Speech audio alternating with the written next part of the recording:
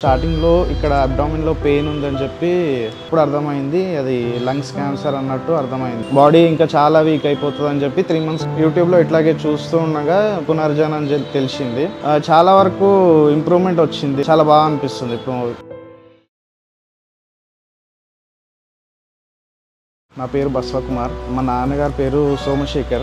ఆయనకి స్టార్టింగ్లో ఇక్కడ పెయిన్ ఉందని చెప్పి చాలా హాస్పిటల్స్లో చూపించినాము. ఎక్స్రేలు స్కాన్లు అన్నీ చేయించినాము. బట్ అది ఏందో అర్థం కాలేదు. తర్వాత మళ్ళీ ఒక మల్టీ స్పెషాలిటీ హాస్పిటల్లో అడ్మిట్ చేసినప్పుడు బయాప్సీ కానీ పెట్ సిటీ స్కాన్ కానీ తీపిచ్చారు. ఇప్పుడు అర్థమైంది అది లంగ్స్ క్యాన్సర్ అన్నట్టు అర్థమైంది. మాక్సిమం 6 కీమో చేశారు. తర్వాత ఇంకా 6 కీమోస్ కంటే ఎక్కువ కీమోస్ ఇవ్వలేము, బాడీ ఇంకా చాలా వీక్ అయిపోతుంది అని చెప్పి 3 months గ్యాప్ ఇచ్చారు. 3 months లో ఏం చేయాలో అర్థం కాలేదు. మళ్ళీ ఎక్కడ స్ప్రెడ్ అవుతుందేమో అని మాకు భయం.